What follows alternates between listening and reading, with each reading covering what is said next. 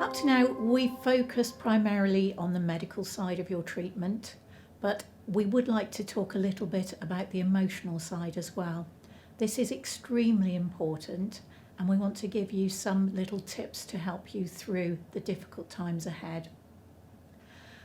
Funnily enough, the NHS along with Macmillan have come to the conclusion that if we treat you as a whole person, which involves not just the medical side, but looking at the physical side and the emotional side as well, we're going to get a lot better response from you as you go through treatment.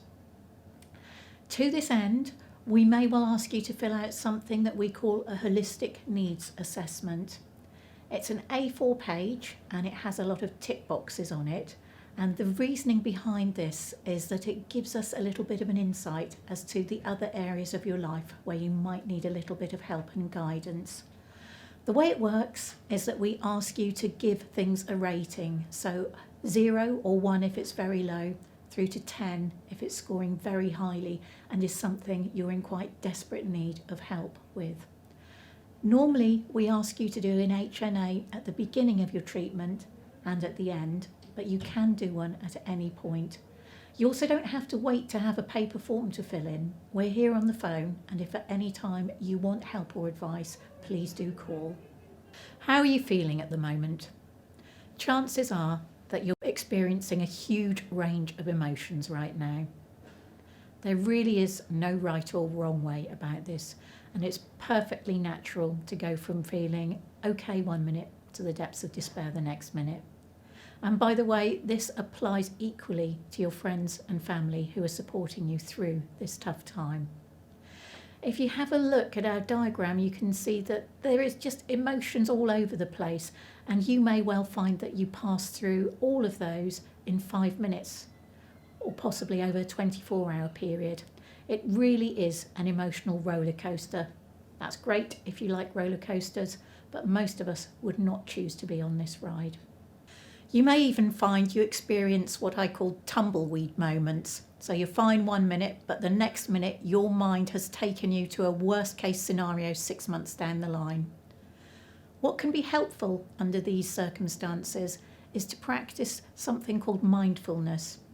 We have got some exercises that we can share with you on this, but it's much easier to do those on a one-to-one basis, so we can talk you through those individually if you do want more details. Overall though, we'd say the key to all of this is to keep breathing. And I know that sounds really basic, but if you think of the times when you are all in a flurry and someone says to you, stop, take a deep breath and start again. The same applies in these circumstances.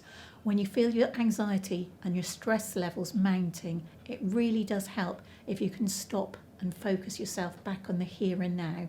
And that's one of the things that mindfulness helps you to do. When you're going through all of this, it's really helpful sometimes to take a step back and say, if this was happening to one of my close friends, what would I do and what would I say? It's perfectly natural to feel a little down and depressed and have a low mood. However, if this low mood lasts longer for 2 weeks and that you feel it's getting worse rather than showing any signs of improvement, that's the time when you need to start to think about getting some help. We would recommend finding someone to talk to. Start by talking to your friends and family. Some people find that that's not very helpful. They find they're too close and that they're already burdening their friends and family with everything else. So it might help to go a little bit further afield. You can talk to us. We do have a counsellor here as part of the cancer team, and you are entitled to up to 6 face-to-face sessions for you or your partner. Obviously these would be Zoom sessions at the moment. And there are other resources available as well. There's Steps to Wellbeing, and that's a self-referral service. There's Mind Dorset, Help and Care, and last but by no means least, the Macmillan Advice Line.